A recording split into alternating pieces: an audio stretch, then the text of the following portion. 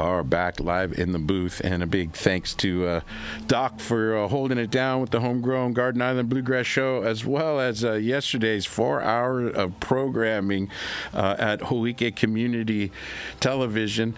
And Dr. Keahi, you were there as well, so thanks for making it a back-to-back-to-back. You're going to be here tomorrow on the air, talking with your normal, regular Living Sovereign, Equally Sovereign show on Wednesday. And I'm going to make sure I hit the right button at the right time. We've got Olivia Franco calling. She's on the phone, so I'm going to bring Olivia on and make sure. Olivia, can you hear us? I can. Hello. Oh, terrific. Well, Olivia, thank you for all your hard work yesterday in the production of Kauai Community Media Day. And I know that you and Tricia, along with others, Max Richardson, who's in the booth as we speak, setting up some cameras. We're going to be having some KKCR radio, community radio on Hōʻike again at some time in the future. But right now, you on the phone. Olivia, is this the first time you've been on Kauai Community Radio, on the phone, on the radio at the same time? Yes. Yay. It is the first time. My council updates air, but like live, like calling in, this is my first time. And I do believe there is a fresh council report that you guys just recently dropped. Am I right? I thought I saw a notification on my phone as I was driving up. Is that wishful thinking? That would be correct. Oh, good. No. It came out like maybe an hour ago, I think, actually. Terrific. I'm gonna search for it before the end of the show and help our listeners follow along. So, Olivia, for folks who weren't listening yesterday to our Community Media Day broadcast from your guys' wonderful facility there in Lihue, what do you do at Hōʻike? What is your job description, your job title, and how do you do it? So I am the government producer and social media manager for Hōʻike. I'm one out of 6 staff members. And basically what that translates to is like day to day, I'm covering all of the government and county council business that Hōʻike is responsible for. So we're there every week, and I used to be there every week for like the last year filming the county council, but our staff is actually rotating it now. But all of the content, so you may see like inaugurations after elections, my county council update, and I think we're just gearing up to do the planning commission because right now it's actually just like a static webcam.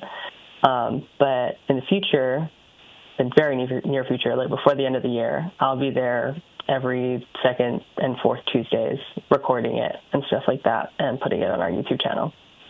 Wow, that's a lot of additional work, because I know that the council is kind of a lot of work, and then you have a number of other county government functions, like you said, planning. Yep. What about like the Charter Review Commission? Does that get any? Is that being followed as well? Is that covered in your beat? Not currently. It's mostly revolving just around county council because I'm usually there. Right. And the one that I understand the best. And then also just monitoring bills that go from county council into the planning commission. And then subsequently from the planning commission back to the county council, I guess is our focus. And so I guess to add on to that, like there have been numerous public forums that the housing department has put on. Oh, sure. And so we have been a part of that too, just kind of simply live streaming it, being there. So the Waimea 400 project on the west side requires a lot of public input. So we were there filming that live, and it's on our channel, whether that be YouTube or on like our cable channel. And then our Kilauea expansion meetings, which I think both of those projects kind of just finished up. So I guess it's the in addition to ... Right. In addition to like county council and stuff. But as for like the specific commissions, usually I'll have like my head to the ground about it, I guess. So that's kind of how I monitor it on a week-to-week basis. And I have like a good relationship with some of the council members who will like mention in particular like legislation that's, you know, out or whatever. Because the county council update actually started with the county council members speaking to the viewer and not me. But they were strapped for time, you know, because we were just ambushing them after the county council meeting. So I guess that's kind of how Hōʻike's perspective on shedding light and covering government stuff has kind of evolved over time. So, yeah.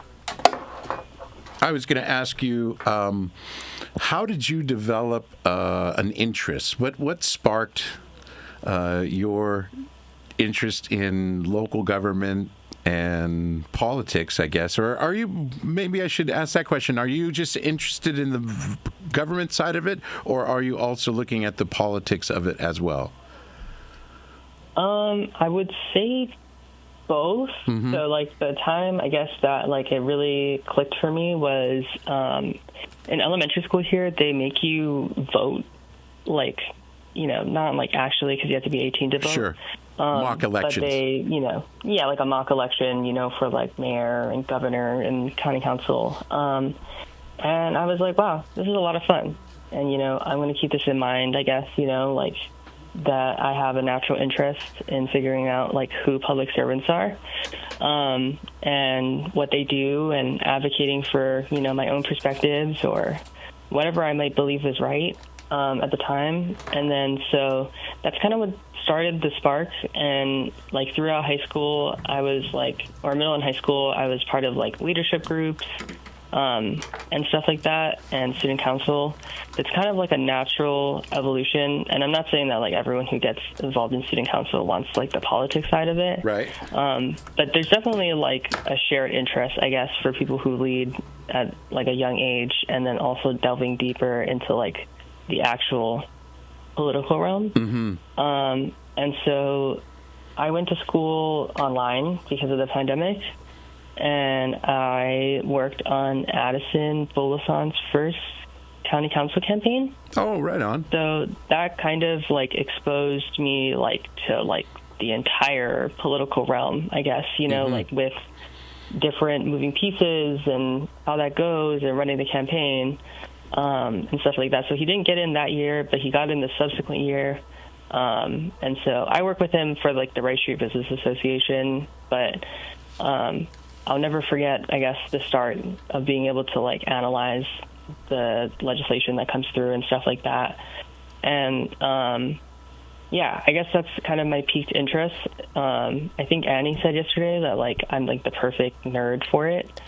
I did hear her say that, and I did also hear her qualify that in a complimentary way. That was in a complimentary way. Yes, because I'm kind of like a political nerd that way as well, and I don't meet a lot of folks that want to talk about politics. A lot of folks, most people are like, no thanks, you know, and then some will be like, yeah, that's nice, but most folks, it's just, I think in general there's an aversion to getting into politics, whether it's just because there's so much skepticism, or it's just like it's almost like, you know, you don't talk about certain things in mixed company, you know, and politics is one of those things, because you never know who you might offend. But I'm not like that. Especially here on Kauai. Yeah, especially here on like Kauai. The small knit community, you know. But I guess my perspective on that is like that whether we like it or not, there are some things, you know, at the county level, I think it's harder to picture, but especially like at the state level, I guess in terms of like funding and stuff like that, you know, unfortunately, like the government plays a natural role, I guess, in some of our lives. Right. So it's kind of hard to ignore. I've definitely have felt the like aversion, like you said, I guess. And you know. for a variety of reasons, I can see why people are turned off by it. I can see why there is that 100%, aversion, me too. right? And whether it's at the local level or at the national, international level, there's a number of reasons why, we have distrust in government agencies or government functions. They're not always maybe having the people's interest at heart, although they might say they do. And I think that's where we get this kind of distrust and fear of big government, even small government. What do we do about that, and how do we take I wouldn't say action, getting involved. And what I appreciate about what you're doing and what Hōʻike is trying to do is just inform our community, get good information out there.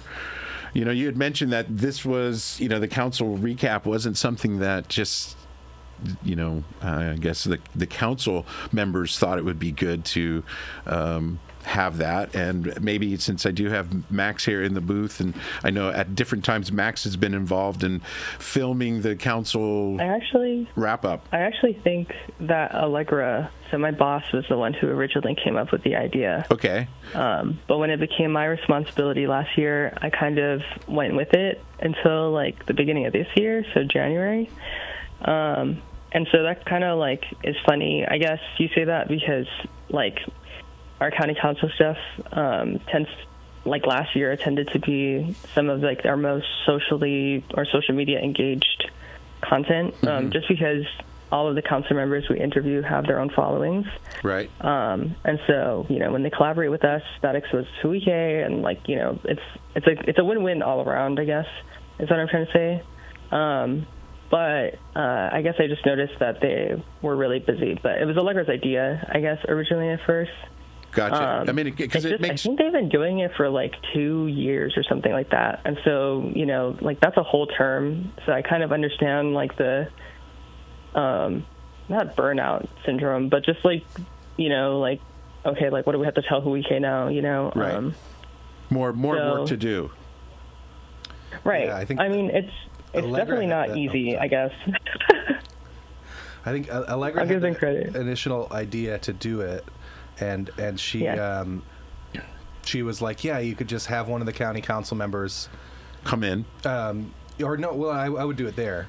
Oh, that's right. I remember they were in their office. Yeah, I would just go and sit on the other side of their desk, like I'm sitting across from you, and just set up a GoPro and film them. And Allegra's idea was to have the county council member do it, and I was like, okay, sounds good, and just did exactly that, and never even considered changing it. And then when Olivia took it over, she was like, this could be better, and then changed it to what it is now, and it's way better. way better. I'm like, oh man, I wish I had thought of that. But it's more work, so actually I'm kind of glad I didn't. Yeah, there you go. And because it is a lot of work. I mean, folks just think oh yeah, all you have to do is just take, capture it on film. But there's the whole kind of downloading and then uploading and then doing the editing and then putting some graphics, and that takes a little bit more time than what people normally think it is. And the writing is hard for that one too, because you have to, sometimes, Liv, I don't know how you do it. You have to take potentially a 6 or 8 hour meeting about intensely granular bureaucracy and distill that into 30 to 90 seconds of okay, so they argued for a really long time about what tax rate this kind of homeowner should get, and they decided that they should get this tax rate. But then you're like, how much do I explain what that tax rate means? And we need blah, blah, blah. So it's, I think that's the hard part, or that was the part for me that I was like, I'm just going to let the council members just explain it. Just riff on that. Yeah. Yeah, no, and 100%. I think, Olivia, what I've noticed also kind of recently is maybe on your side a little analysis of what happened, kind of a little bit of a breakdown and review, and I think that's also helpful because, if it's just kind of a recap, a regurgitation of what happened, it's the same. You could find that out in the minutes the following week, but, you give it a little bit more or tell a little bit of the behind the scenes, like what the vibe was in the room and how it feels for community to testify strongly and show up, because you know that not every item on the agenda people are there to testify. There's often times where Chair Raposa will say, so is there anybody in the gallery that wants to testify? Seeing none, move on. It's just like a matter of kind of next item on the agenda. I think you actually made a mention of that, of how now government meetings, or at least with the council, they're a little bit more timely and sped up, that the facilitation by the chair seems to help make the meeting progress instead of being this long, drawn-out affair with 2-hour breaks in between, or ill-planned executive sessions that drag out the afternoon and turn it into an all-night affair. Right, and every time I guess like that kind of gets mentioned, like every council member will tell you that their council staff. So I'm not talking in particular about like the constituent staff that has been on KKCR before, but mostly about like the like clerks that are managing, like writing and helping write the legislature and creating amendments and creating copies and putting budget notices out and stuff like that. They are, public servants. Like they're not elected. They're just part of our government. So I guess that's one thing to admire. Like it's a facilitation on their part, but also just like the prep work and the ushering in, I guess, like from the clerks, that I can definitely tell, when, it just moves very smoothly. I don't know, like that's just my feedback. And so when there is like an item for people to like testify on, it's like overtly obvious. People know how to get involved one way or another, whether that's calling the county council or emailing them. So, I guess like for us at Hōʻike, what's important to us is that people who aren't involved at the very least know what's going on. And then and if they feel strongly about that, they should have like the ability to, go into our bio and like email the council members or plan on coming at 8:30, because we try to emphasize that like writing testimony is fine. Like it's just as fine as coming in person, like to get your opinion heard, I guess. And so I guess like a little like side story, but like I was at the beach one day and someone came up to me and asked me if I was Olivia, like from the council update, like as part of Hōʻike. Yeah. And it's happened a couple times now, which is kind of weird and strange, because they're like, I've learned so much from you. And I was just like, chilling at KA. But I guess to that point, it's just like we can definitely feel our impact by providing the government coverage that hasn't necessarily been always given. Like when it comes to like even just like the community forums and stuff like that. Like there was a 30-minute one, and that's a lot of setup for us. Right. But that is part of Hōʻike's mission, I guess, part of it is like the civic engagement part, Exactly. Which is what we're here to do. That's public access, is for people to be able to like, put their opinions out there. And so, sorry, I'm just going to ramble a little bit, but like... No, we got you on the phone. That's why I called you out. I didn't get a chance to ramble with you yesterday at Community Media Day, so I thought I would take advantage of that today.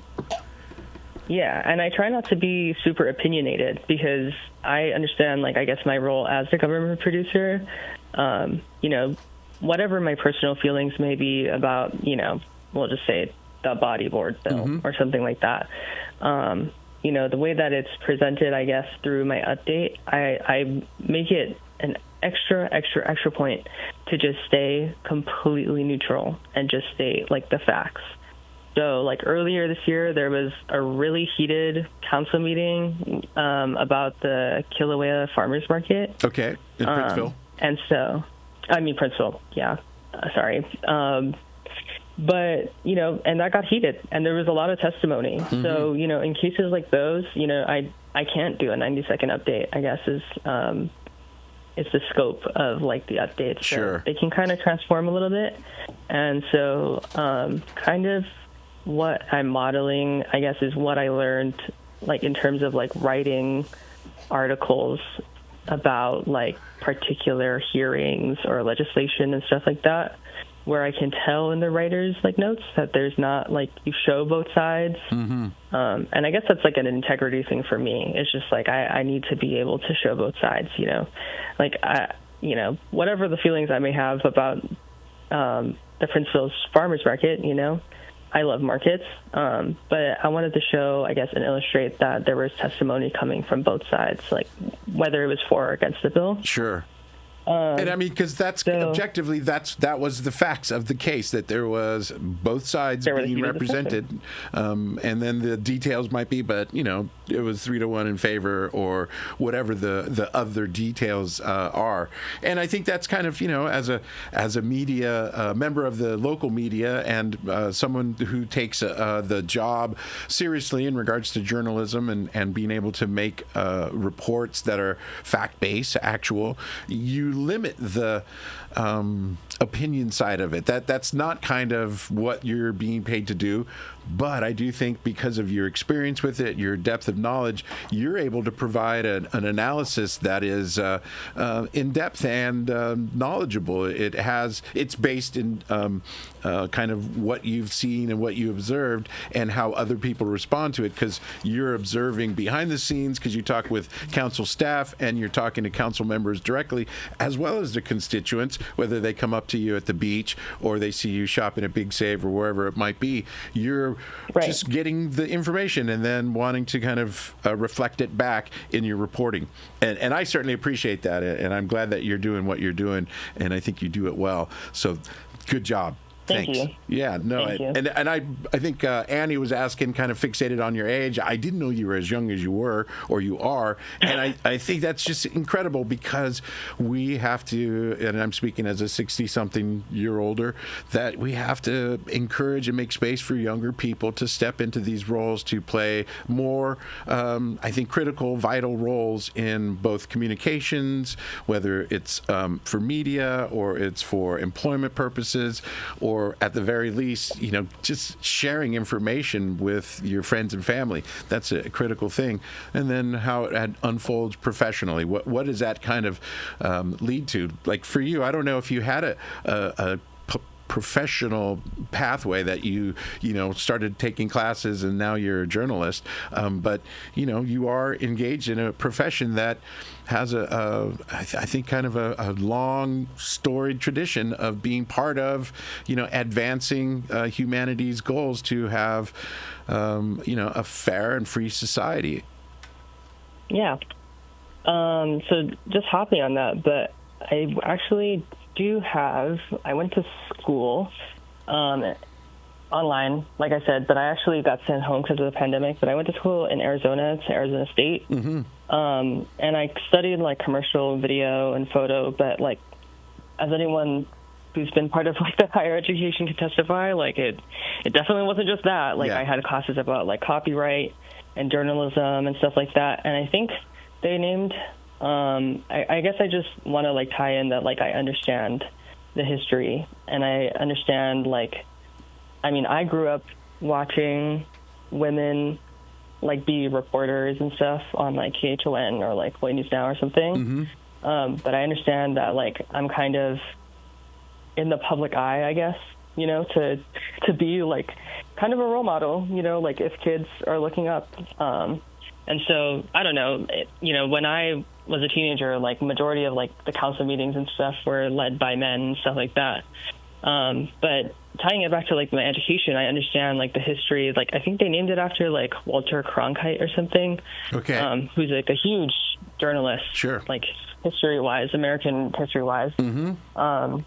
So I understand like my position compared to any of my other coworkers is pretty unique, I guess. Like they're journalists in the way that they're telling community stories, but we've definitely gotten feedback in the past, when I misspell something or, so there's just more of a magnifying glass, I guess, on me. Yeah. Greater because scrutiny. Of what I cover. Mm-hmm. Yeah.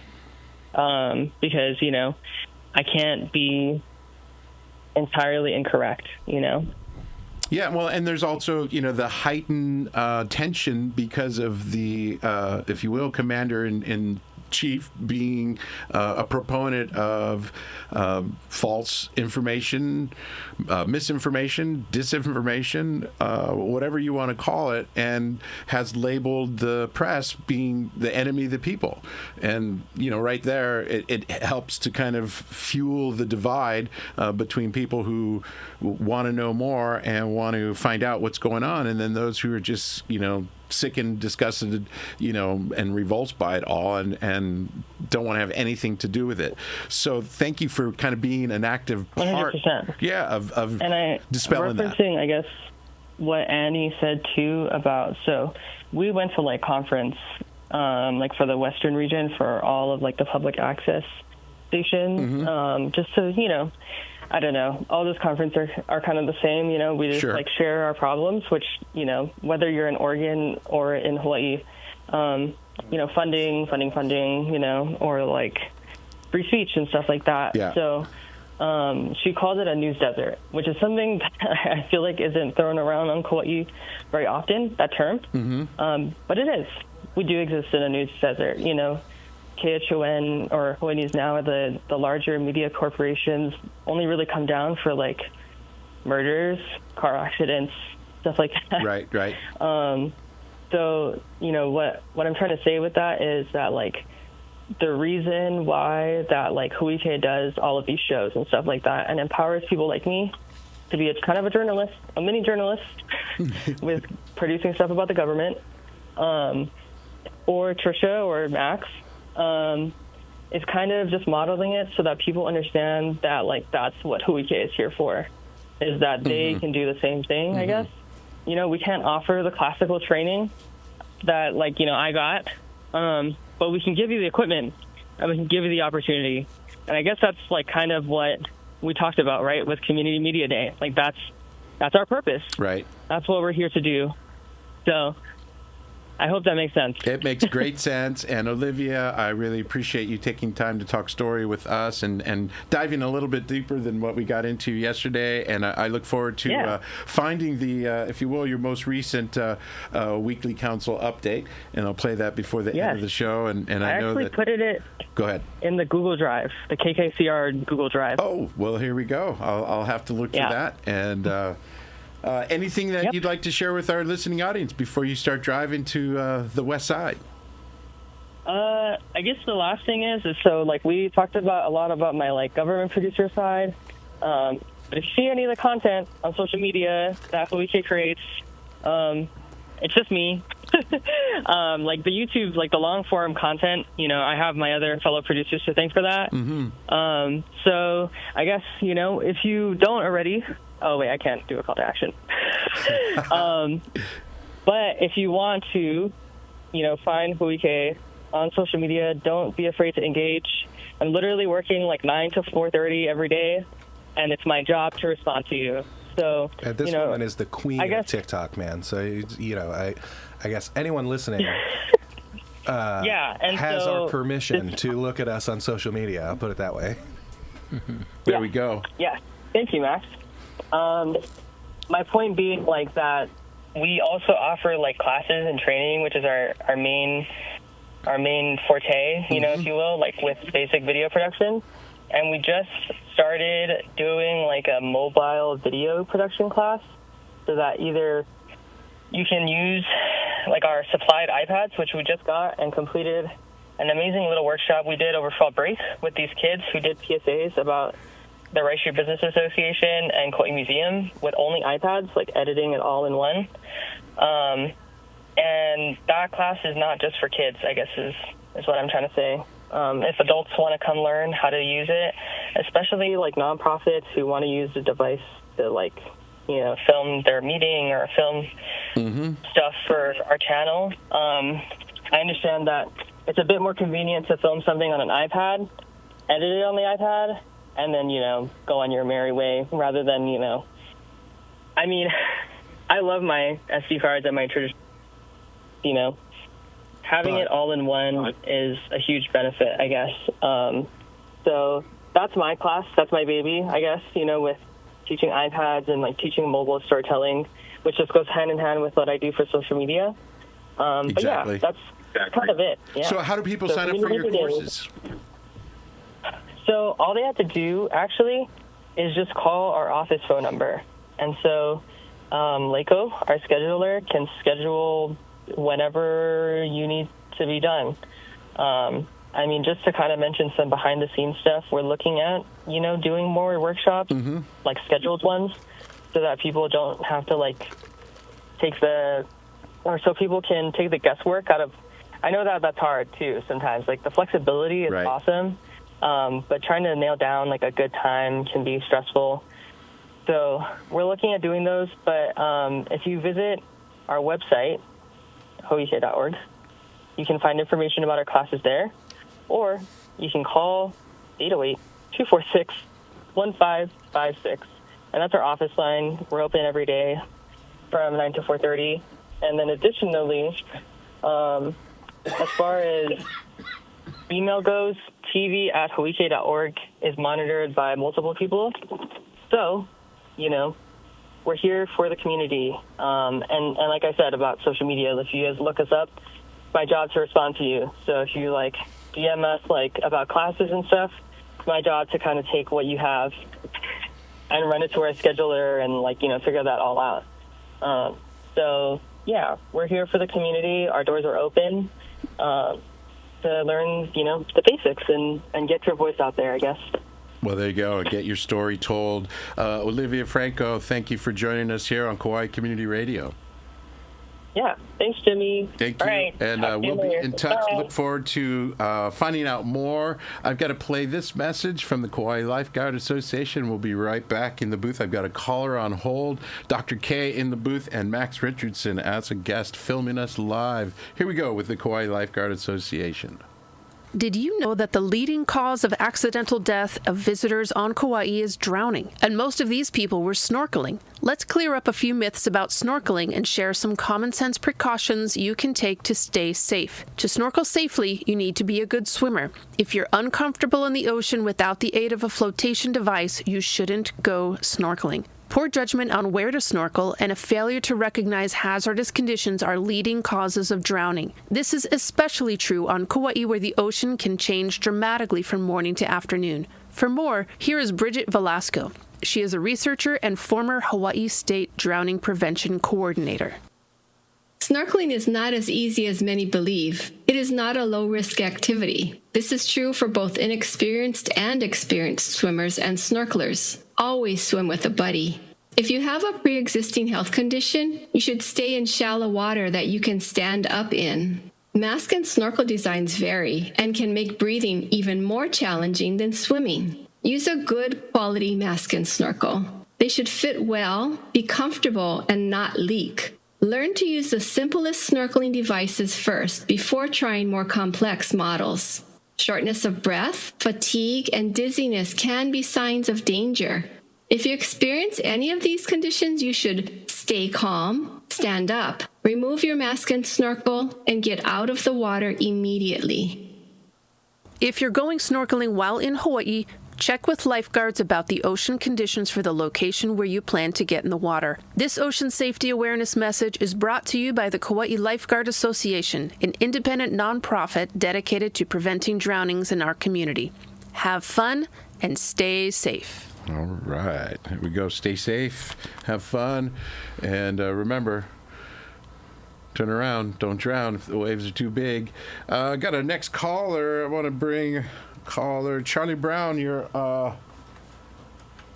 on the air. How you doing, Charlie?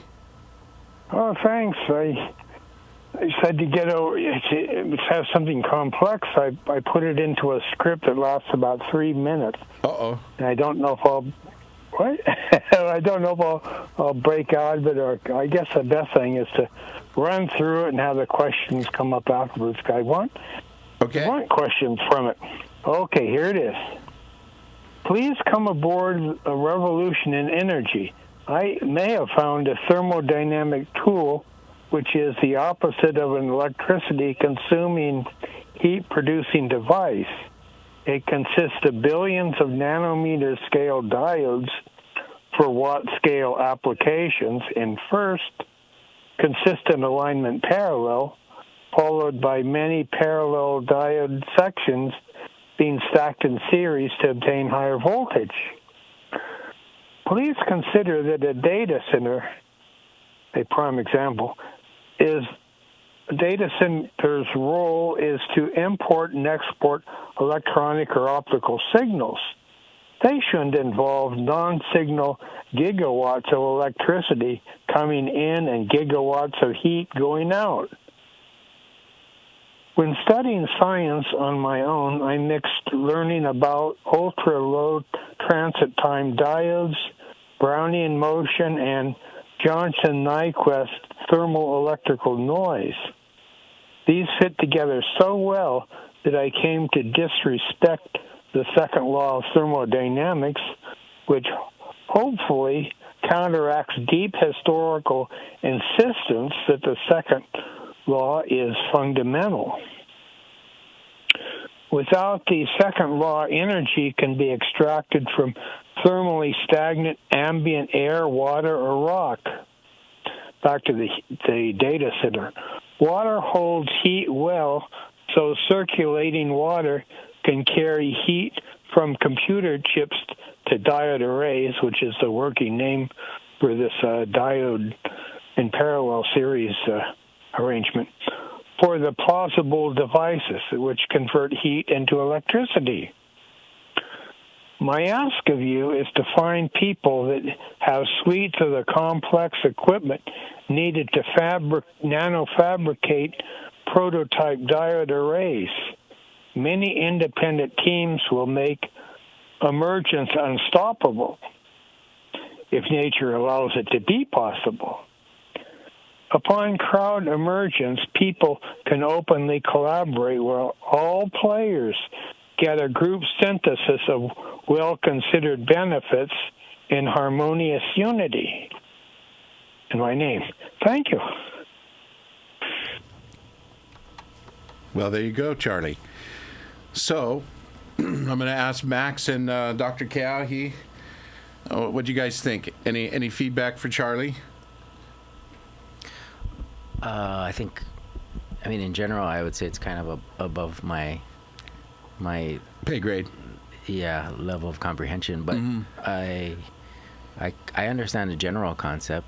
I don't think I would be able to sift through the specifics. Right. But if I guess if I had Charlie kind of holding my hand through it, or someone else that every time, and I'll just share, Charlie, every time when you've explained your diode array, I always wish I had a scientist in my back pocket that I could just, it's almost like ask Jeeves of like, well, did that make sense to you? Because you kind of do now. We have AI, right? Like we can actually ask ChatGPT. Oh my gosh, you're right. I wouldn't even have thought about that, but you're right. You could run the transcript of what Charlie just said through Perplexity and say, hey, where is it viable, and like where do we need more information, right? Yeah, because I think, Charlie, you're hitting onto something that a lot of communities are going to wrestle with as they decide whether they want a data center in their backyard or not. That Bitcoin is one of those. The whole blockchain experience is a energy intensive process. I don't know enough to say how it's energy intensive. I just know from what I've read is that these facilities and these kind of methodologies, processes are energy intensive, and storing things in the cloud is going to cost energy. And you've got kind of a theoretical design that could generate free energy. I think the purpose of a data center is that they have cable snaking in that give the fiber optic or copper data to it, and then it has other cables or the same cable going out and taking data out, and that's all they're supposed to do. And what they do inside should be a internal matter and not depend on a nuclear reactor or two or three on one side and Lake Erie on the other side to take off the heat. I think it's a bad idea, because computers in general, but especially big stacks like you have in a data center, generate massive amounts of waste heat, and harnessing that would be extremely useful. Right. And it would help offset the crazy power demands in a place like that. But my question is this entirely theoretical? I know you said you don't have access to the equipment that would produce diodes of that microscopic scale, but have you breadboarded it with like macroscopic diodes? Not quite, but I did have a chip used in radio astronomy for a little while. I sent it to a lab for them to test it, but I never got it back from the lab. I just got a report that it worked. And that's kept me energized for years. Yeah, that's amazing. So the individual diode gets heated up by ambient air, and then that heat it moves electrons around inside. From the warm side to the cold side. Kind of like no, there doesn't have to be a temperature difference. The whole diode gets colder, and in being colder, it draws in heat from the outside if we're above absolute zero. But the diode itself processes the electrons so that more of them come out one side, and then since they're in consistent alignment parallel, many electrons add up to measurable current, as I said, order of billions for a watt, but still, these diodes, the smaller they are up to them just flowing through the walls, the better. Yeah, that makes some sense. So like a single nanometer size diode would get just the molecular friction, right? The heat of the tiniest amount. That would induce voltage in the diode just from the pressure, if you will, of being rubbed up against. Yeah, the electrons are flowing around just like molecules of a gas bounce around their container. But in a diode, there's diode responses to the electrons, which usher some of them easily out one end. And since the ends are facing the same way, it builds up. You get a couple trillion of them, and a couple trillion of that. What is it? If you get 6.2 billion of them, and they each move one electron in a second, that's an amp. Mm-hmm. Yes. And so it's a matter of scaling it up. Yeah, on paper that makes sense, and I see. Yeah, it makes sense why you need them to be like nanoscopic, because if you had two things happen when they're small. Big diodes. One is the capacitance goes down, which is one mechanism for slowing it, and second, the frequency goes up for that and other reasons. And you have to get the full radio noise bandwidth of the moving electrons up to 2 terahertz, which is 1,000 gigahertz, to get the still kind of poor a billionth of a watt each. Interesting. Yeah, and that's where, and so Charlie, because I think this is the first time Max has been made aware of your invention, or how would we call it, your theoretical device. Yes. It is always, I've felt, when I first heard you talk about this years back, that it was just a matter of somebody knowledgeable saying, I think this would work, and I want to. So tell Max a little bit about where you're at with the development, and what are you waiting or wanting to have happen next? Well, I think the society is so granular in the way that if you're going to make something on a nanometer scale, you should have all the equipment together. Mm-hmm. Sometimes it takes exotic gases to be pumped into some of the time, and other times a hard vacuum, and sometimes hot and sometimes cold, and so it needs, especially for prototyping. I think that after a prototype is found that works, it'll be very easy, and this might be a small shop level of device, which would let it spread through the world. Mm-hmm. Do you think it would be possible to create maybe a macroscopic prototype? Obviously, it would be worthless in terms of actual usability, but like, you know, if you could get even like a nanovolt to come out of it, that'd be proof of concept. I probably could, except, I mean, part of it is that people are very skeptical about this, and I can't. The smallest level that I could kind of show people would be a very dim LED inside of an eye cup.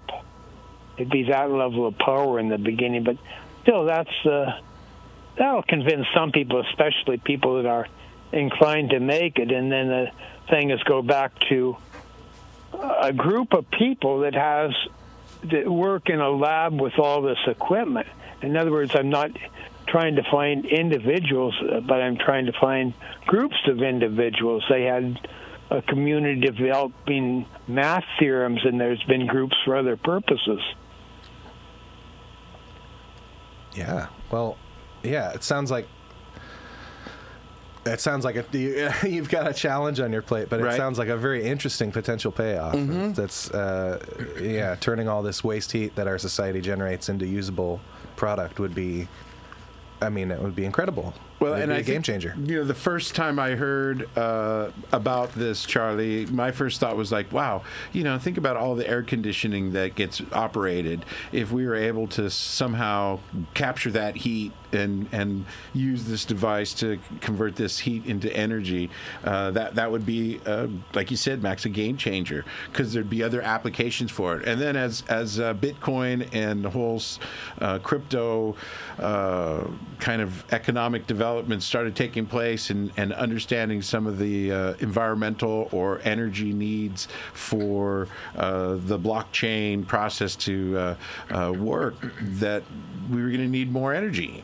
And again, you've got something that potentially could provide that more energy at a low cost, or at least a less investment than oil companies or other types of fuel derivatives are going to try to extract from the bottom of the earth. So yeah, they can make plastic or which some people don't like, or other things out of their product, their crude oil. But most as far as will say that air conditioners go, instead of energy. We're having two people at once. That's okay. But we're having a conversation. All at once. But anyway, back to air conditioning. This thing is, I mean, air conditioner is a refrigerator, just with a marketing name. Refrigeration makes electricity.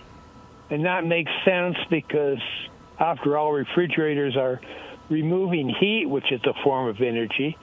So according to the conservation of energy, you should get something out of it. In this case, the diodes make their electricity. So would this diode array also work as a heat sink? Does it transport heat away from the source?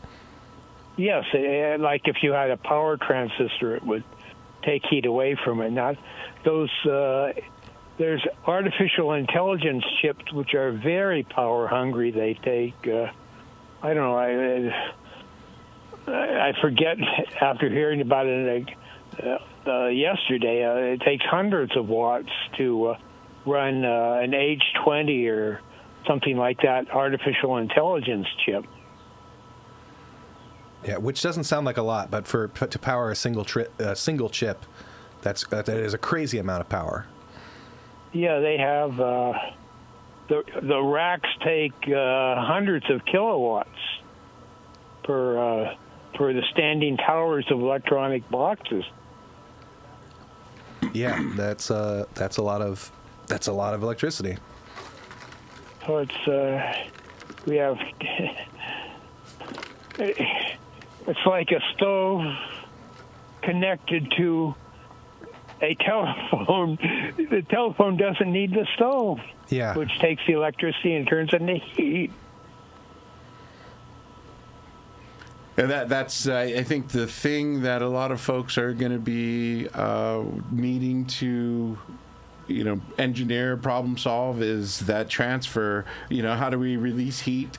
How do we be more efficient with the energy that we're consuming or using, so that we're not creating additional heat, or that we're getting better output for whatever that is, the BTU or however you want to measure that fuel unit that comes in, that it's being better served and not just being evaporated into the atmosphere or just released because you can't keep a shopping center that has open windows at a comfortable temperature without burning a lot of energy. I always thought it was crazy that we'd have air-conditioned markets, but there would be no doors or windows in that marketplace. And it's like... Yeah, I was going to take the last point first, that sure, we can have fresh, breezy air and cold storage of food at the same time. It's wonderful. So, Charlie Brown, I appreciate you calling in and sharing the text and the message. What would you like our listeners to know before we shift gears? Because I'm coming up to the top of the hour, and I do... let's see, I guess... would the station mind if I asked them to call the station about it? If you could call the station and talk to somebody right now, or do you want to call back at a time when they're... No, I mean, if someone in the audience called KKCR, would it be okay? Yeah, I mean, we'll put that out there. We're going to have some other conversations as well, but if somebody in the listening audience, somebody who's got a cell phone or a landline and they want to give us a call, 826-7771 is the direct line into the studio. And definitely, Charlie, we would love to help you find the right investor, help you find the right engineer, the missing link in this team to scale up your project and see if we can get off the fossil fuel buzz. Yeah, I mean, I think that the oil industry might be annoyed, so I'd like to have people that I don't even know about. That's why I don't want them to contact me directly. I just want somebody to take this lead. I mean, this is a new field of thought because the second law of thermodynamics has been so overshadowing. But science is all about breaking rules. If you can thread your way through it, then we'll have this wonderful energy source. Well, I appreciate you being willing to kind of open source this and share this for the benefit of humanity and not for the, if you will, board of directors of the most innovative corporation that money could buy. Oh, boy, I'll be a billion-dollar corporation with no people in it. That just might be, if you will, one of those new models that gets us jump-starting our new economy in the post-Trump world. It's very realistic because, we have public utilities already, so it could very easily go in that direction. Yeah, there's a market. Yeah, maybe we could find somebody from, we'll have to, Charlie Brown, you just sparked, no pun intended, a little thought about bringing in KIUC and their engineering team. I mean, I don't know if we'd have to bring them in, but it could be an entirely its own cooperative is what I'm saying. There we go. Well, remember the engineers are, in their culture, they're severely tied to the second law of thermodynamics. There you go. You have to have a little open-mindedness somewhere. Yeah. That's it. Do you have a schematic? Have you drawn up a schematic? Oh, just take a diode symbol, which is a triangle, abutting into a line, and knock it horizontally a couple of times and put a bus bar on top and a bus bar on the bottom, and that's a handful of diodes just a bunch put of diodes in series. Consistent alignment parallel. Mm-hmm. In series or in parallel? It has to be parallel in the beginning because there might be minor variations, and then after it's in parallel, it can be in series for voltage because I don't expect it to make voltage. Its output is DC, very low voltage per section, and then you stack them up. But you can short ones out that you don't need because there's no chemical and there's and it won't mind a short circuit in it, parts of it. Because the heat will remain heat and not do anything. So, I mean, that's why the efficiency of the individual diodes is unimportant, except that you have to have some efficiency to add up. Right. It's a net positive. So Jimmy just gave me this card to read that has to be read at 5 p.m., so I'm going to read it real quick. Should I leave? Hang on there, Charlie. Yeah, it'll just take me a second. I'm a fast reader. You're listening to KKCR Honolulu, KAQA Kilauea, KCQA Anahola, K205 FM Honolulu.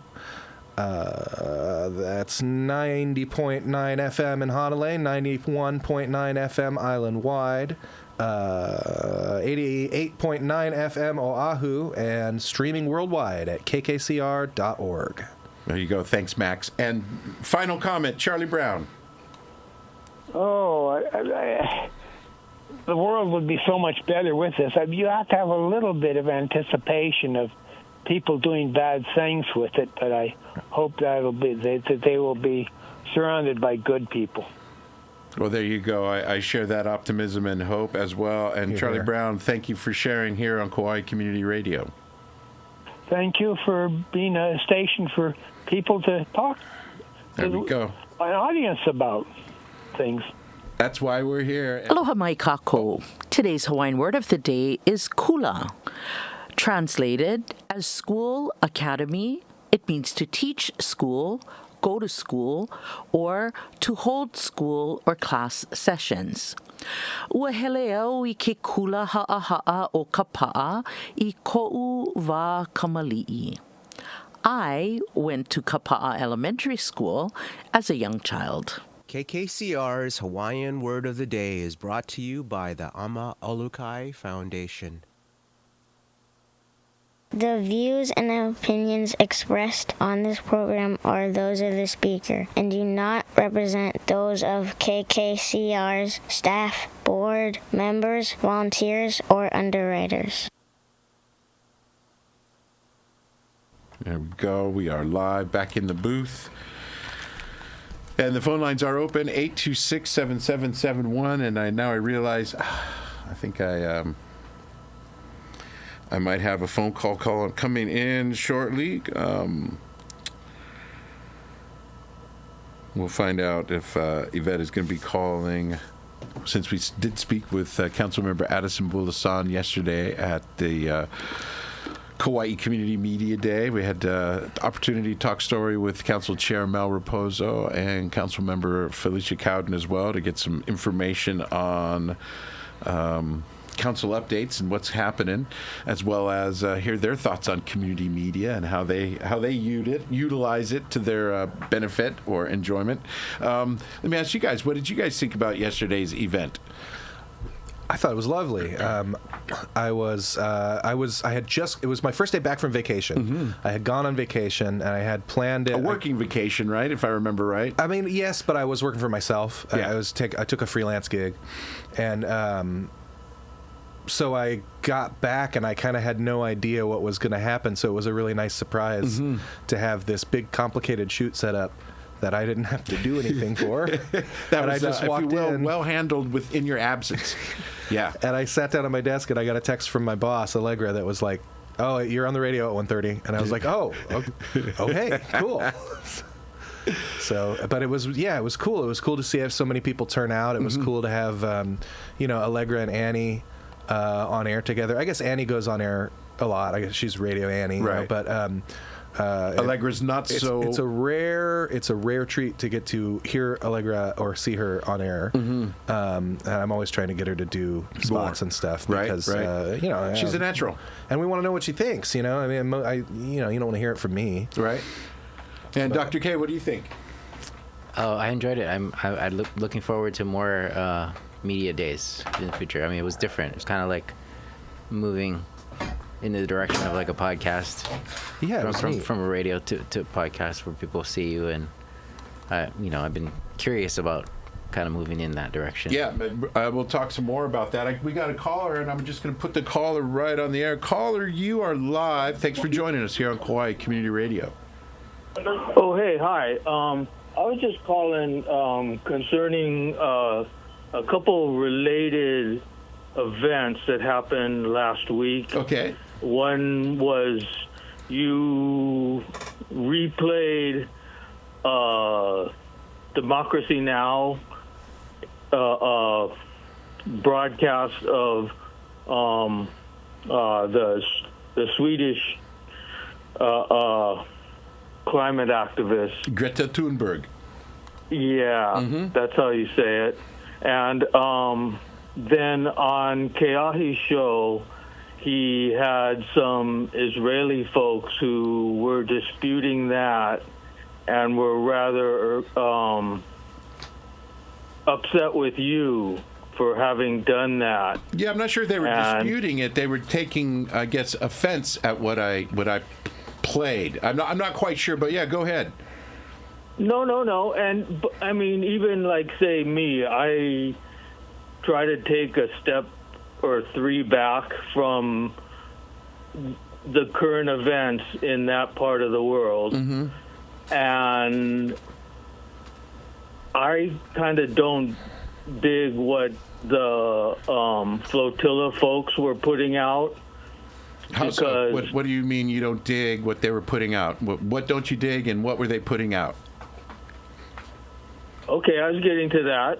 I will get, is exactly that those folks all looked really fine. I didn't see any bruises or messed up hair or any marks on their faces. You're talking about the flotilla members? The flotilla members, right? And so for them, to me, it seemed a bit of grandstanding to say that they were mistreated terribly. It didn't appear for that to be the case. Now, other than that, I would wildly point out that the Palestinians who have been held hostage by the Israeli government are in hideous shape. Yeah. And so there's a contrast of both sides not exactly being as Pono, yeah.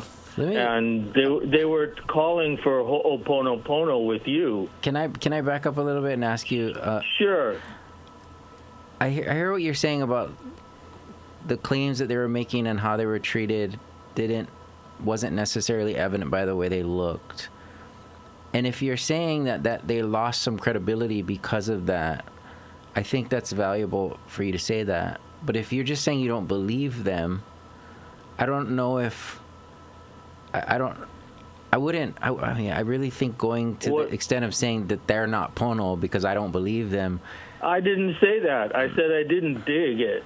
Well, which is different than saying it's not Pono. Well, I mean, and I don't want. I'm saying it. I'm trying to use different wordings here. I hear you, to allow you. I want to know how you're framing it, because I agree that if someone says all this happened to me, but then they got makeup on and it's not even messed up or whatever, it's harder to believe, and their whole entire story, everything they say is going to be less credible. But I don't know if I would criticize someone because they reported that something happened to them, right? Like you don't have, and forgive me for being like, no, super I wasn't blunt, there. But you wouldn't like. I wasn't there. If a woman walked into a police station and said I was just raped, and they're like, yeah, you don't really look like you just got raped. I don't dig it. You know what I mean? Like, no, see, that's a different. You're talking about a different kind of orange. You're talking about blood oranges, and I'm talking about navel oranges. Well, all I'm saying is that those folks didn't have on makeup in the videos that I saw of the flotilla folks. Sure. Right? But maybe they didn't have makeup on to cover anything.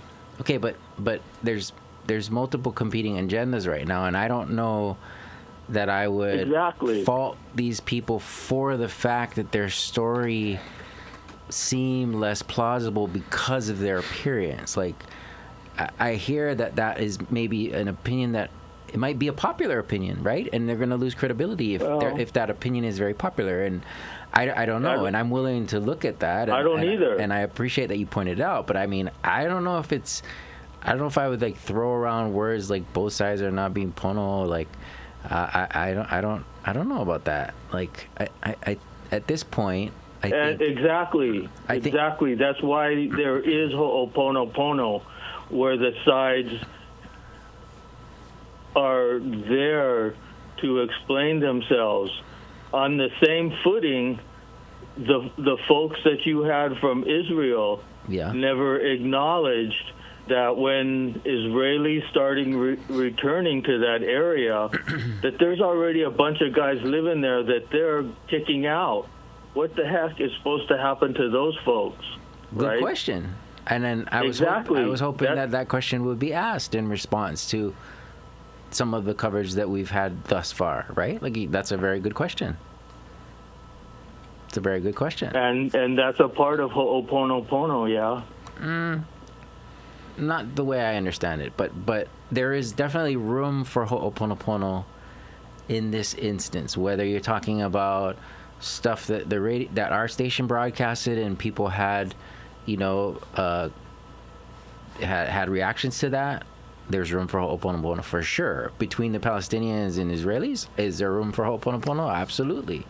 Many of the groups of people that you're speaking about, though, their understanding of ho'oponopono, the way that we understand it here in Hawaii, is a little bit different. They have their own culture, right? So it's not necessarily like up to us to say, hey, here's our version of what we think the medicine that you guys need. I mean, if they ask for it, which I feel like there have been requests for ho'oponopono at this stage, then we try to give it to them. And I think that's what you're supporting. It seemed to be that the Israelis were asking for ho'oponopono with Jimmy, and I'm saying that process would necessarily include the methodology that the returning Israelis have used to displace the folks who already live there. Yeah, and they didn't seem willing to acknowledge that. Well, it could. It's open to that. It's not required though, and that's, I'll let Jimmy speak for himself on his side of it. But as far as ho'oponopono goes, the way I understand it and the way I practice it, it's whatever you are able to bring to the table of yourself is really the key, and you invite others to participate as well. If you want to invite Greta Thunberg, you can invite Greta Thunberg. I don't know if she'll show up, but she certainly can be invited, right? But whoever shows up, and you do ho'oponopono with the people that show up, right? And those people are expected to come clean on their prior actions. There's no expectation, but really the offer is there.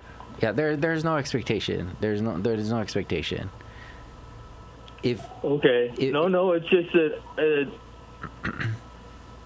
to the extent that as it was shared with me, and in the some of the sessions that I've been in, is that it's expected of everyone to answer for the wrongs that sometimes come from both sides.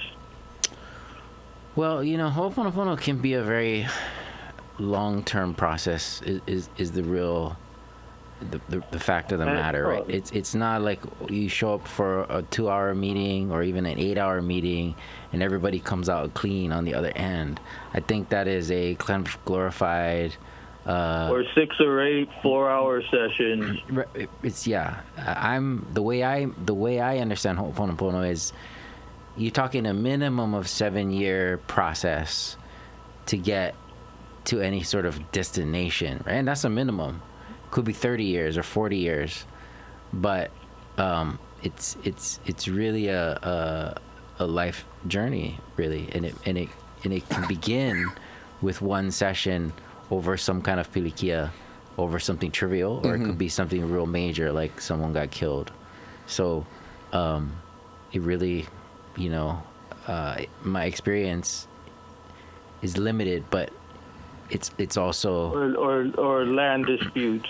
Sure, land disputes as well. I mean, whenever you hold things in, right? The things that they say, people say, you hold this in and you have resentment, and then it turns into cancer, and then and then you just get reabsorbed into the aina, really, which is a very beautiful natural way that our earth kind of deals with this kind of pain, right? You just go back and you go back to from where you came from, but like Ho'oponopono is a process that offers you an alternative, right? Rather than just getting recycled, you have the opportunity to transcend that and reinvent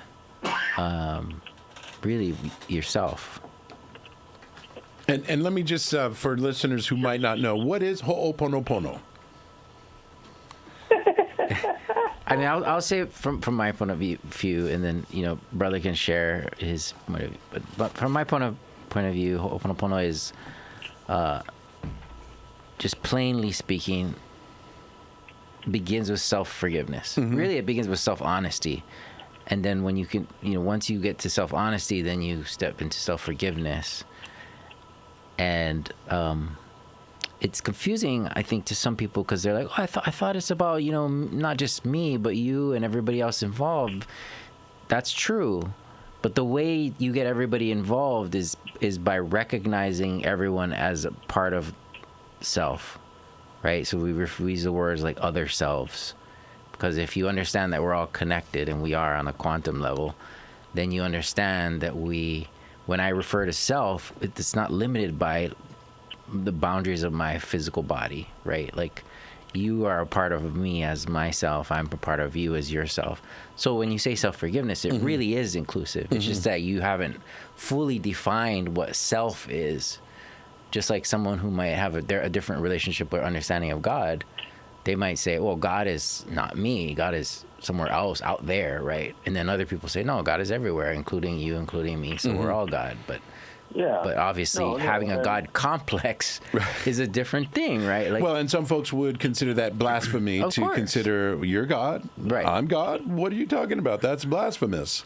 And people that are committing blasphemy in the truest sense are essentially don't understand what God is. So what they think they're identifying as, oh, I'm God, they see a completely different picture, right? Like, what they see is something that they fabricated in their own mind, and they call that God, but it's not true. So they're misidentifying their own self, really. Yeah, or like the Israeli folks that were identifying themselves as the chosen of God, which makes it okay for them to displace those folks that were already living there. Some Zionists, yes, have that perspective. Well, I don't want to. I'm referring to the folks that you had on, because that's my take of. Well, I don't know if they said some of what they said, but I'm not going to defend them. But I also don't. I'm not going to accuse them either, right? I had them on the air because they're part of the community and have a voice that is equally valid. And it's going to stimulate conversation, right? Important conversation. I think that we're not having enough of. In my opinion. It's a conversation that folks back to what I said earlier. Some folks wouldn't want to have that conversation. Right. It's not. It's taboo. It's too hot button. People get emotional. All the reasons why sometimes we self-censor or we squelch the conversation because we're challenged to maintain civility or tone, respectfulness, all these things it's quite inconvenient to consider your own opinion in contrast with others, right? It's a very inconvenient thing, that especially when you want to get along and you realize this person that I really want to get along with, maybe I even love them and I like them a lot, they disagree with me. on a fundamental level, and to have that conversation is extremely difficult, right? Like, even if you may agree on a lot of other things, and then suddenly this thing is like almost like a deal breaker. Yeah, but certain, certain specific issues can be really thorny, and you'll notice that I haven't said a word at all since we started talking about this topic. So, we're talking exactly about you, so you should be included. Yeah. Well, I'm certainly I'm listening. Well, your viewpoint should be coming forward as to, that, I don't know, I guess you felt okay about re-airing Greta's interview. Caller, you're confused. The caller or the I'm confused. the voice you're defining me. Yeah, you're as confused. Well, we've got 3 people in here right now. There's another voice besides mine, and you're thinking that Max's voice was mine because Max didn't play the Greta Thunberg pitch. At least not on the air. Not on the air. Yeah. Okay, so I'm misinformed by you're not informed knowing now. that. Okay. The confusion has been cleared up. So I thought I was speaking with you. No, well, you are. Yeah, we're all 3 on the line right now. So yeah, sorry about each other. Creating confusion. The guy whose voice you're hearing right now, my name's Max. I work at Hōʻike Kaua Community Media, and I'm a guest at KKCR today. And I was the one that didn't have quite the courage to speak up and weigh in on this complicated issue. Okay. Sorry, I misunderstood. That's okay. I was not confused. I was, there's, like you said, there were 2 people speaking who sound the same. Or similar, and that'll create confusion for sure. And I didn't say anything up until now, so it's even more confusing. We all have beards, which that makes. Oh yeah, I didn't even think about that, but yeah, it's even going to be confusing on the video. We got a podcast in the making. Well, I'll tell you guys, I bet my beard is longer than any of yours. I don't. Cool. Jimmy's got a pretty long beard. That's cool. Well, caller, I appreciate that you bring up. That's a challenge there. Yeah, caller, I appreciate that you bring this up. Wondering if you've made your point, or do you have more that you'd like to share about this? No, just that on another level with those folks from Israel, the guy, was asked, how long have you been here? And he said like 2.5 or 3 weeks. And how long is your stay? And he goes straight into, I may not be leaving. Yeah. Settlers will do that. Well, indefinite, I think, was the response. Exactly. Right? Yeah. And so that's a reflection of his mindset towards the planet as being God's chosen to be wherever they want. I don't know. I don't know about that because... I think I'm taking a giant step there. I do because, look, we have many people here that have no intention of leaving. Mm-hmm. And so whether they think they're God's chosen or not, they're here, right? And we can debate whether they should be here or what terms they should be here on. Mm-hmm. But the fact that people have this mindset that they're here to stay and this is their home, for an indefinite period, I mean, that's like very, very common. I would say, it's possible that you feel that way.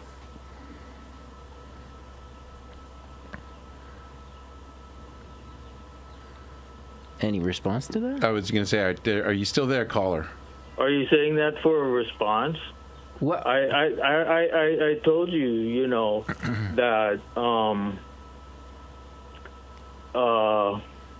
over the time that I've spoken with you, over the months, years, is that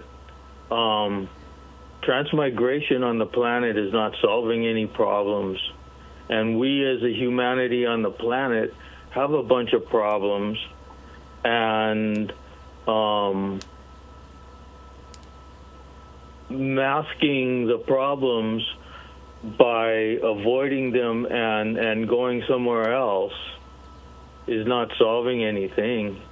Yeah. 100%. Okay. So that's that's just kind of my mindset. As fortunate as it may be, and limited as that mindset may be, is. Although humans have used that strategy for millennia at this point, right? Like moving. Obviously, Hawaii was a place that was settled by navigators, right? Like we have plenty of evidence to show that. So whether they were just kind of going on a tourist trip or whether they were getting away from something that they didn't like, I mean, this is like a very human thing. And I'm not yeah, I'm not criticizing what you're saying, because I agree running from your problems with without more is kind of futile in a way, right? Yeah. Like the second son syndrome too is another way of referring to that. Yeah. Right. Grass is greener. Look at Prince Andrew or whatever, the guy in England, but he has nowhere to go. The way that's what I'm basically saying is the planet is nowhere to go at this point. Here's what. And I think that humanity needs to come to a realization. I would like to kind of invert this conversation if you don't mind. Sure. Okay, I'll listen. I think humans are, throughout history, we have fallen in love with places, and I think that we stopped doing that. We're no longer doing that anymore. Like, we don't love place. And I think when you love place and you move and you stay for those reasons, then you get better results than if you love things or people or individuals or groups. Like, I feel like place is a thing that you can build a life on. Like, you know what I'm saying? Like, and I'm trying to connect this to what you're saying, like, moving from place to place is not an answer, which is true. But there's something about place that like we can lean on that. And yes, it causes problems when we want to lean on place and others want to take us away from that. I get that. And when we want to lean on our culture and others want to say, no, you have to change to my culture. That, I think, is more problematic than simply loving to be in this place or that place. I think that is the answer. And to allow people to be in love with their place, to be in love with their culture, and not have to choose a certain culture that is not their culture and doesn't fit with the place that matches up with that culture. Like, and I think that, you see this dynamic playing out in Hawaii. You also see this dynamic playing out in Israel and Palestine. It's a competition for place and culture. And, I think that's the problem, is when you compete in such a way without giving consideration to the actual place. That's well said. Oh, okay, so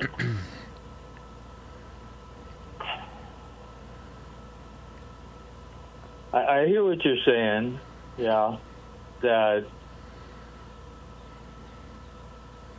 but what I'm saying is, when do humans as a culture say that, wow, I mean, and it's really hard with everything that's going on with the king and the fighter plane and dropping the poo on all of us, all the rest of us. And that's how the leader of, one of those most powerful countries of the world is looking at all the rest of us. It's just, something to have poo dropped on them. And it's just, unless you want to just say, oh, it's just sarcasm and it doesn't really mean anything.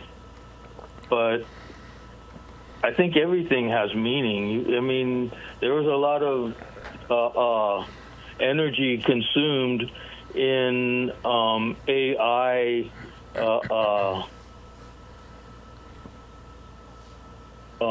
facilities to produce that video. That's a lot of energy, a lot of heat, like you were just talking about with, Charlie Brown. Uncle yeah, just and now. just for listeners' benefit who haven't seen the video, I don't know, Dr. K, you've seen the video? That the caller is talking about? I don't know, but so it was an AI-generated video in response to the 7 million American citizens who protested against a king-like dictator-ish chief executive officer of the corporation called America. Got it.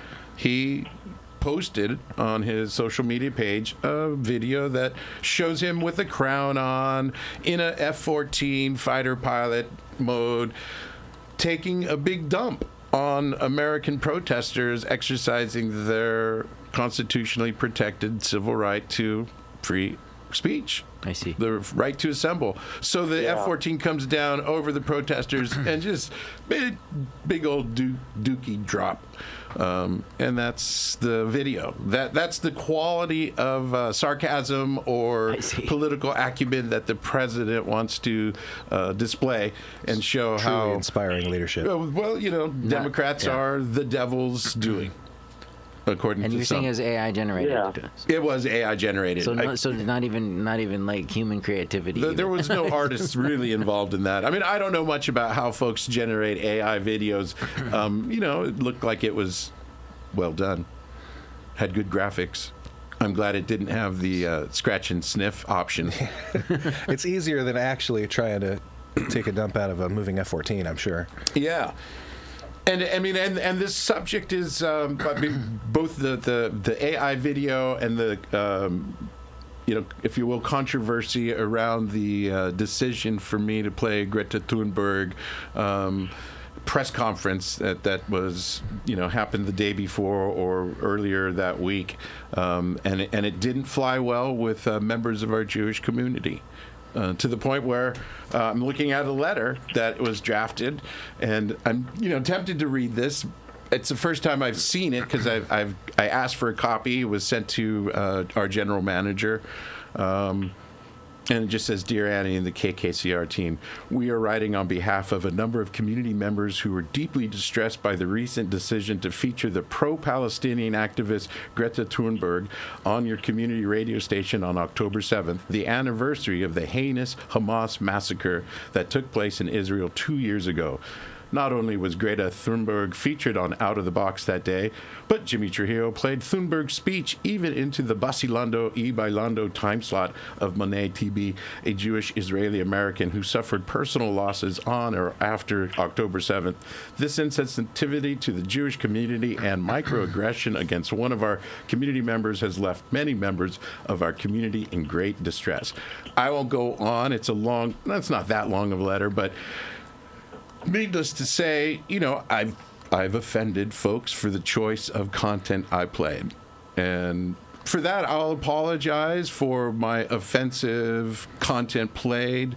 It wasn't my intent to offend anyone. It was a news item, and the date just happened to be on Tuesday, the 7th, that I played that. Came to my mind that October 7th was the day of my show when I was preparing for an interview with Representative Jill Tokuda. And I did ask Representative Tokuda during the interview in regards to how her position had changed or how she was feeling about the likelihood of a peace deal being negotiated from the art of the deal himself, Mr. Trump, and the wanted criminal Prime Minister Netanyahu of Israel. So we're, in a place where we have community members that are offended. A guest on the show that Dr. Kai has a relationship with, wanting to make things right, I guess, is what I understand. Ho'oponopono. There is a little bit of the I'll go in. It says, we believe that KKCR has a responsibility to do right by our community and to engage in a process of ho'oponopono to heal the harm caused by what took place on the radio on October 7th. We request a public apology from Jimmy Trujillo on the air. I guess that might have been that. Additionally, we will be working with Dr. Keahi to find opportunities for members of our communities to share on the air their experience of the profound impact this incident has had on us. We currently have a survivor of the Nova Music Festival massacre on the island who still bears physical and psychological scars. We look forward to sharing his story on Equally Sovereign as well as other KKCR shows, willing to host him as part of the healing damage done to our community by sharing voices from the Jewish community. Should Jimmy have the courage to bring our community members onto his show, we would welcome the following an opportunity to address with Jimmy his record of anti-Semitic rhetoric and behavior. We appreciate your attention to this matter and look forward to your response. Sincerely, Lauren Miller and the Leadership Board of the Jewish Community of Kauai, as well as the following members. I won't read the list, but there's a fair bit of information in between there. Things to consider, and I know, Dr. K, we talked about it. I did extend an invitation to Lauren to join us at Community Media Day. I guess it wasn't on her calendar, but I do welcome the engagement and welcome the conversation. In the past, I have not shied away from getting into the conversation with others. In fact, I think, Dr. K, you've also interviewed members of folks from Kauai for Palestine. I think that's really the most interaction I've had with Lauren has been through social media when I was either working with folks from Kauai for Palestine, promoting one of their events, or interviewing them on this radio station. So, if Lauren, and I take it you're in touch with Lauren, there's a number of different ways that we can proceed. Definitely open to the conversation, widening and bringing other folks into it, other perspectives. And I'm definitely interested in learning. When you interviewed Lauren, I want to say maybe a year ago, maybe not that long ago, but it was after we had several opportunities to talk with Amir Egberaya, the dentist from Lihue, who was a featured speaker at one of Kauai for Palestine's community events. Right, I had him on the Equally Sovereign as well. Right, and so, wanting to have that multiple perspective. Okay. This is not a subject that I'm very familiar with. Right, it's something that I'm learning about, and I got a phone call, so I'll let either Max or Dr. K carry on with the conversation while I take this phone call. Okay. Well, I think kind of in the same vein as what Jimmy was saying, I think it also bears mentioning that, as community media organizations, right, KKCR and Hōʻike, for my part, it's our mission, and I would argue our duty, or at least the duty of the organizations we represent, to provide a platform to all positions. And I know that I've interviewed or provided platform to people whose opinion I do not agree with at all, because that person's a person and they deserve the same right to free speech that I have. So I think that,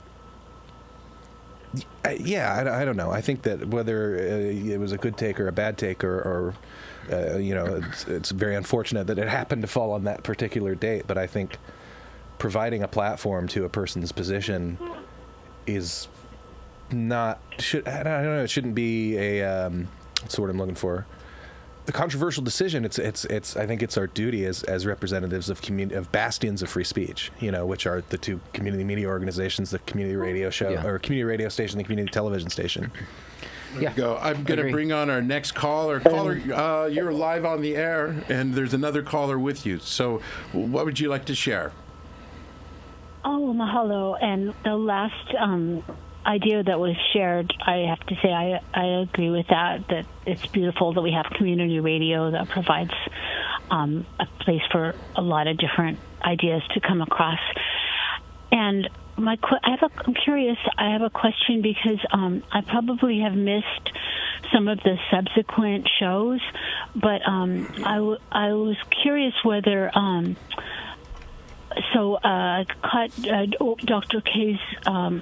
I think that's one of the first shows when he gave a woman Zionist a platform, and that conversation went on for a long time. I don't know if hardly any callers called in, but she very well shared her opinion, her view, her Zionist outlook. And at that time, my impression was that Dr. K was pretty much in agreement with her and identified with his own Israeli roots and things. And I didn't hear any pushback with a lot of her Zionist ideology. So I was just curious whether over time, the thoughtful person that he is and all, and shares so many great ideas with us, whether his view on Palestine and historical situation there has evolved. So that's all I was curious. Maybe you've already talked about that, but I was curious about it. Thank you for that question. Could I say something? In that Certainly. I've listened to a lot of this, of Keahi's, having the different guests on and stuff. And my take is much different from the other callers in that I think he is much more balanced than that caller would give credit to. But just as I don't dispute Jimmy for having played the Greta Thunberg interview, I have more trouble with, the Israeli folks that, I gave a quote a couple weeks ago from Erich Fromm. Erich Fromm was a German Jew who was an intellectual and was welcomed by Jewish intellectuals of America into America in the 1930s when thousands of other Jews were attempting to come to America, and they were not welcomed by the Jewish intellectual folks here in America, and were sent back to be slaughtered by the German National Socialists. And so, I have a hard time figuring out, these folks, the Israeli folks. I try not to use the word Zionist anymore because it's so divisive a term.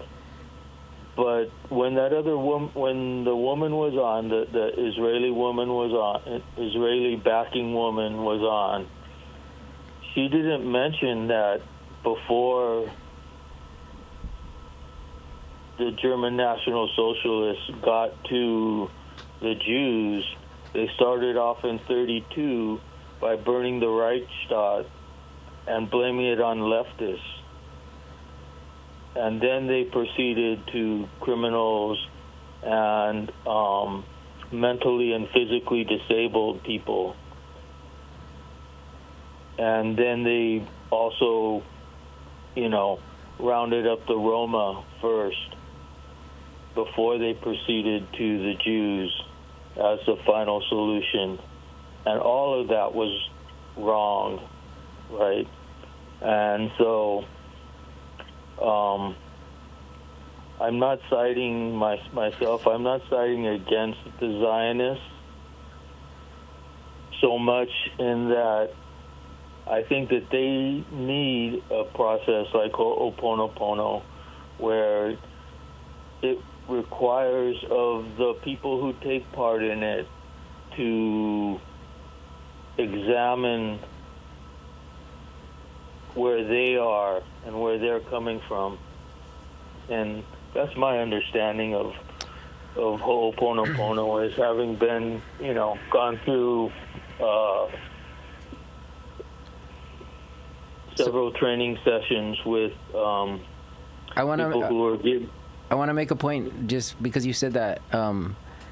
It's correct. It requires it to the extent that without it, it's not effective, right? Like, because I defended the fact that it's voluntary earlier, but you're correct in the sense that if you want it to be effective, it does require certain processes. Absolutely, right. Absolutely. Right. It does nothing if people stay in their denial. Right. Yeah, it goes nowhere, and I've been in sessions where essentially someone who was portraying themselves as a facilitator for Ho'oponopono was not able to, for lack of a better term, come clean on their stuff. Well, yeah, when the facilitator, if the facilitator has issues, has baggage, if you will. Sure, it's difficult, and it's not impossible, but it becomes complicated.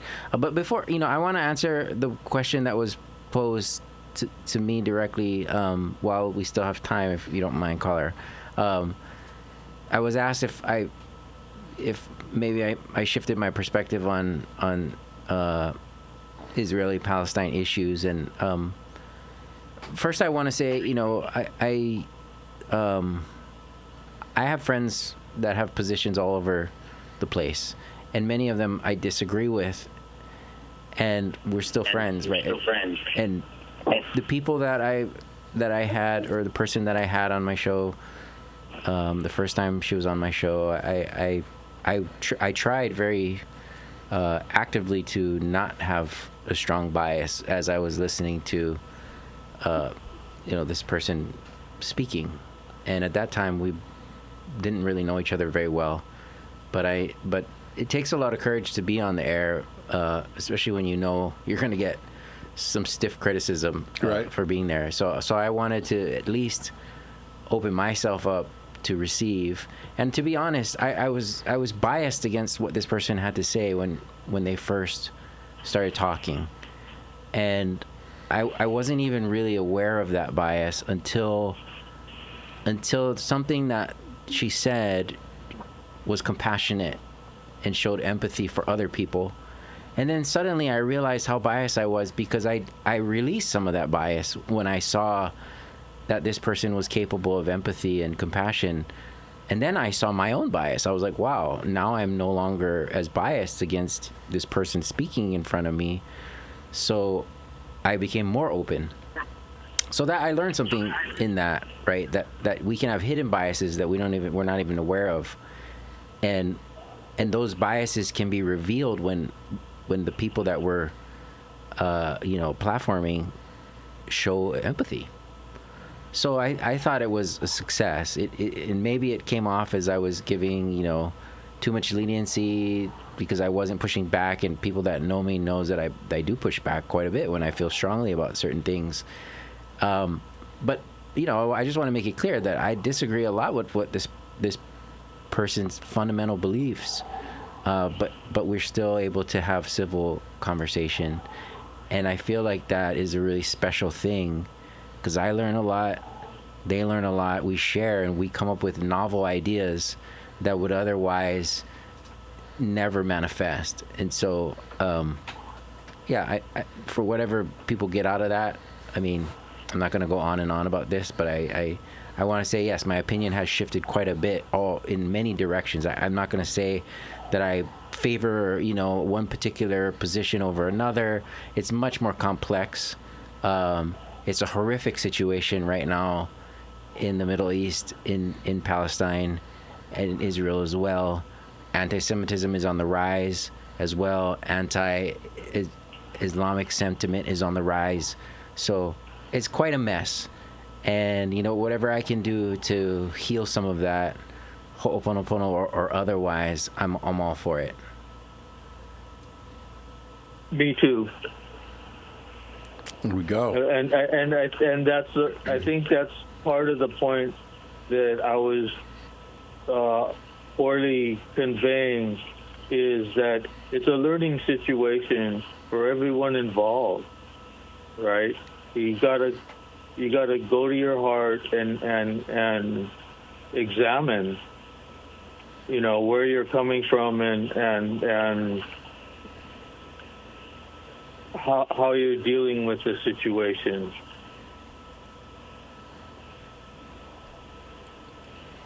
There we go. So, callers, I got to make a small kind shift, and I don't really.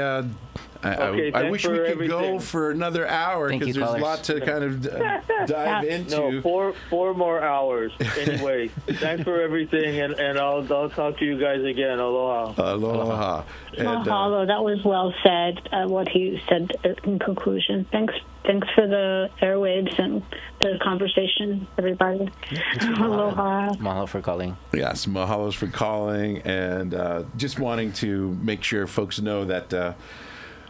In 15 minutes, less than, we have Manene Goose and the Bailando Bailando coming right up. I'm going to make sure I got that one queued up because it sounds just like this. Max, thanks for the guest assignment, doing two things at one time, participating in a talk show and filming for the purposes of archival footage. Yeah, that sounds actually remarkably like my day job. But no, thank you so much for having me, Jimmy. Every time I come in here fairly often these days, and it's usually to do some kind of behind the scenes or what I would call on the TV side of things off-camera work. Mm-hmm. And every time you're in the booth, you're always like, hey, why don't you sit down, put on some headphones? And it's always fun. It's kind of a tradition at this point. If I come in here to wire something up or film something, and then I end up being a guest on your show. So thanks for having me. Yeah, thank you. Monday, we're going to be Monday Mixed Plate with the Kauai Pal Show. We'll be in together. We'll be figuring some technological broadcasting engineering challenges. And I might be, that one is a little taller of an order. I might be too busy to be on camera for that one, but maybe I'll wear a lapel mic in case somebody asks a good question. Oh, there we go. Thanks for that. And Dr. K, we've got, we didn't get too much into the out of the box through the native lens during our program today, but we'll have a chance to talk story more about all that kind of stuff. Yeah. And for sure. Are you going to be tomorrow? Are you going to be there tomorrow or no? Here to tomorrow. Yeah. I don't. Okay. I'm not Feel free to call in though. Okay. I'll. We can talk story about that and see how all of that is wrapping up.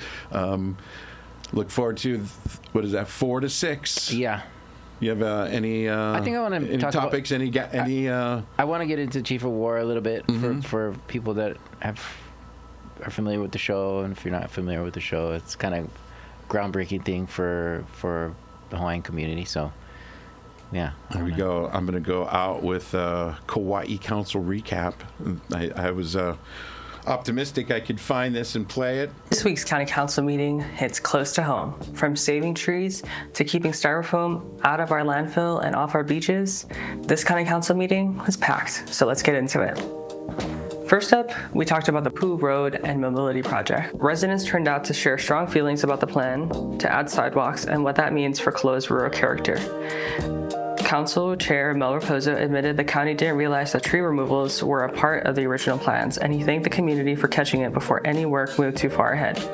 He emphasized that this isn't trees versus safety, it's about finding balance, keeping people safe, and protecting the beauty and character that makes Kaua what it is. The council sent the issue back to Public Works and the county engineer for review and the next steps, but they did note that majority of the trumpet trees for the project will be able to be saved. Then, Councilmember Kibukai Kuali'i and Councilmember Fern Holland introduced a new bill to ban styrofoam core bodyboards. We're talking about those cheap foam core boards that snap in half and pollute Kauai's beaches. Council members called it low-hanging fruit in tackling plastic waste and referenced that Maui already has this legislation in place. It passed its first reading unanimously, with some questions about enforcement, but heads to public hearing on November 12th. The council is back in session tomorrow to talk about urban interface issues and how development meets natural and rural spaces. It's a short one, but that's your county council recap. I'm Olivia, your favorite government producer, and stay rooted, and I'll see you soon.